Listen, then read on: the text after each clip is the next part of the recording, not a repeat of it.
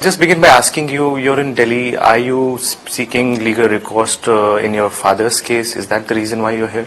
Before I jump into that, I think you need to set the context of this conversation. What's happening in Andhra Pradesh is absolute power corrupts absolutely. And corrupt people are troubling honest people. What you've seen is a person who's built a character and credibility over 42 years is being targeted by a known corrupt politician.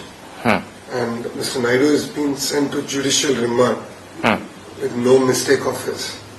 Okay. And that's the unfortunate state of affairs. So I'm here in Delhi to explain this to Indians at large, to put facts in front of them, and to appeal to them to express their solidarity with Mr. Naidu. Okay, so, but this is not about seeking legal recourse. You're not going to knock to the doors of Supreme Court, right? Well, the case currently is in the Andhra Pradesh High Court. So 19th is when the next hearing is scheduled to happen. Definitely, based on that, we will take a further legal action. But you haven't sought bail, right? You have sought home arrest or home remand, right? No, we have sought that there was misuse of power.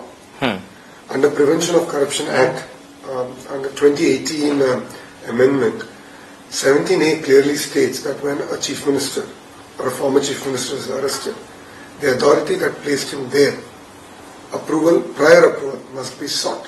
Okay. And that was not done in this case. Number two, investigation must be done by an officer not less than DG rank, which is not the case. So there's clear abuse of power that's happening. And this is the remedy that we have sought, that 17A is not followed, therefore there's no case. Okay. That's the prerequisite to file a case against a public servant. Okay, so it's you don't want to go through the other route of applying for bail, etc. at this stage. Well, when you're questioning the remand itself, where does the context of the bail come in? Yeah. So that's a legal recourse. But the investigating agencies, I'm quoting what we are reading on the newspapers and other media houses, is saying that there's multiple signatures of Mr. Naidu and they have enough evidence. How would you respond to that? So is signature of a chief minister wrong? My straight question, is there a money trail to Mr. Naidu or any of his ministers or his family members or his friends? The money release was 370 crores. And this is a project that was implemented by Siemens, the German company, and their implementation partner Designtech. This project is not new to India. This project has been implemented in 6 other states in the exact model with the exact vendors, including Gujarat, Tamil Nadu, Karnataka, Jharkhand. So why is it that it's wrong in Andhra Pradesh? And there is no money trail leading up to Mr. Naidu or any one of us, number one. Number two, the audit house that they appointed, Sharath and Associates, are working out of the same building, operate out of the same IP, with another audit company called IVS, which is audit company for all of Jagan's own companies. Okay. So isn't there malified intention?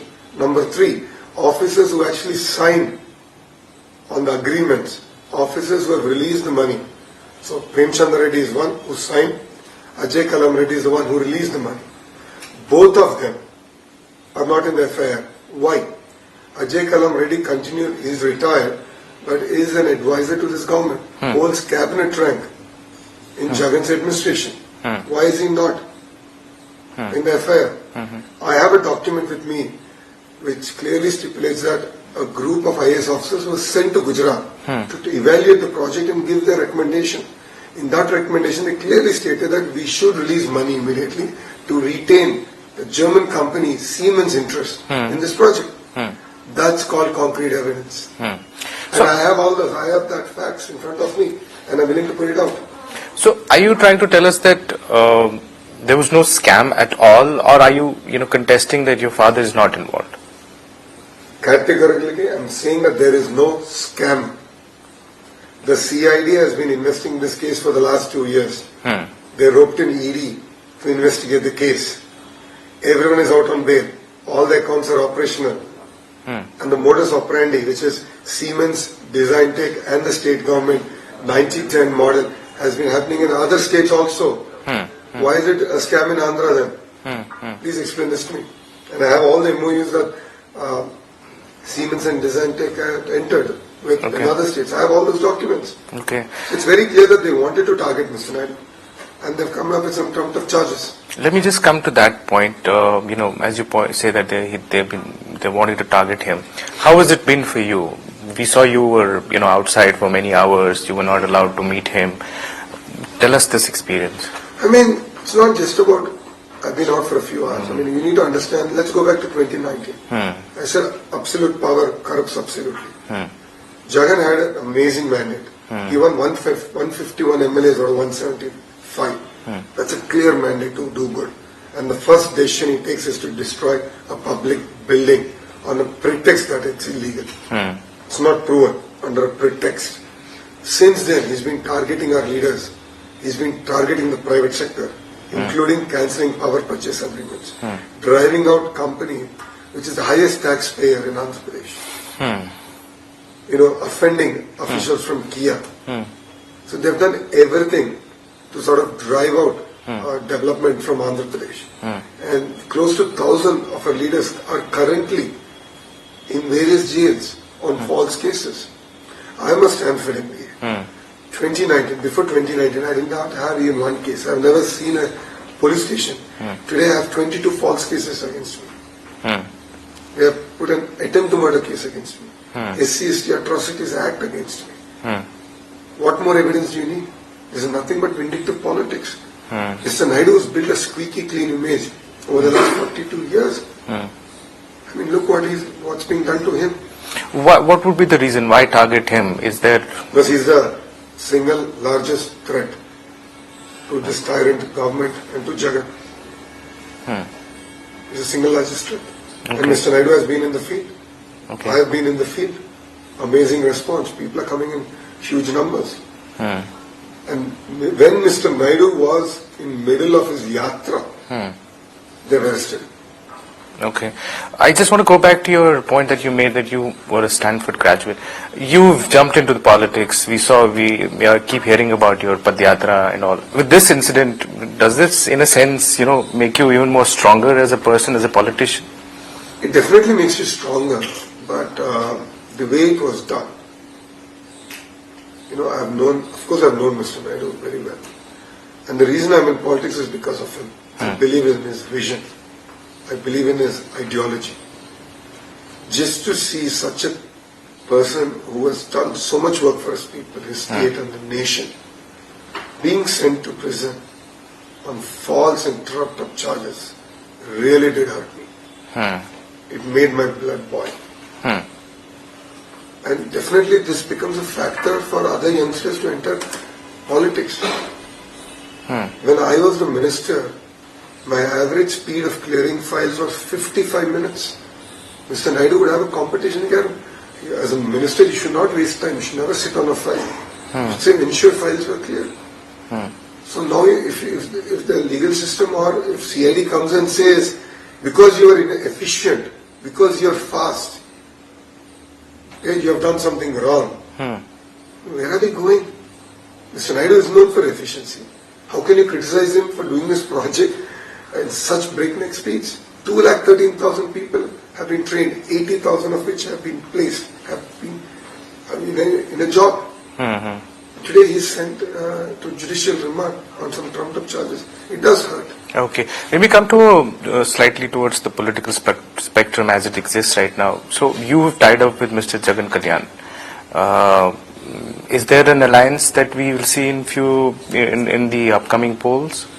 So Pawanji has also become a victim of this government. When Pawan Kalyanji wanted to come to his office, his plane was denied permission to take off. And then when he came by road, he was stopped at the border for 2 hours, saying that he's going to commit a crime. He's going to create law and order problem. And after 2-3 hours, they let him go. He just went to his office. And then subsequently, Mr. Naidu was arrested. So he said, this is now enough. Enough is enough. So both Pawanji and Mr. Naidu had a meeting. And they've decided that come 2024 election, we have to fight together against this tyrant. Okay. We have to fight against a criminal organization.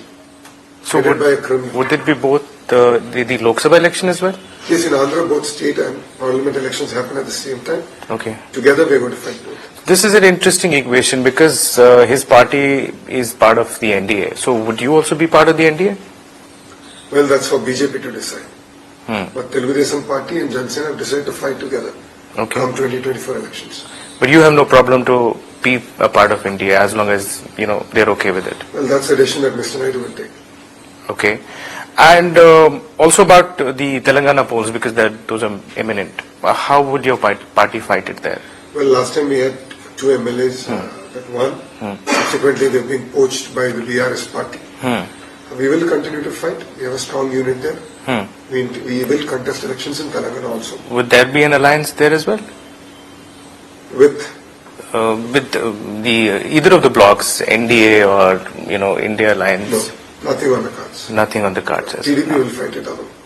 Okay, one last thing again I want to bring back to the case. So what will be your future recourse legally if this home remand doesn't come through? What will you do next? Well, home remand anyway was denied. Our fight is on 17A, which is a settled matter in numerous high courts and the Supreme Court itself. So we're going to fight on it. Definitely justice is being delayed but cannot be denied. Okay. And this is something we're going to fight. It's not the High Court, we are going to knock on the doors of Supreme Court because we have done nothing wrong. The state is unable to prove money trail because there is no money trail. As simple as that. Look at any of the CID press meets. And it's very weird that investigation agencies are holding press meets across the country. And I believe they're also coming to Delhi to meet national media. Typically government holds press meets, or political parties hold press meets. Here CID is holding press meets. And they have not been able to prove across numerous press meets that there's any money trail or any wrongdoing on the part of Mr. Naidu. Number one. Number two, they're busy threatening leaders of Telugu Desam Party. They're busy threatening Lokesh. The CID chief says, maybe tomorrow or day after that we'll take up Lokesh also. This has become the most ridiculous thing.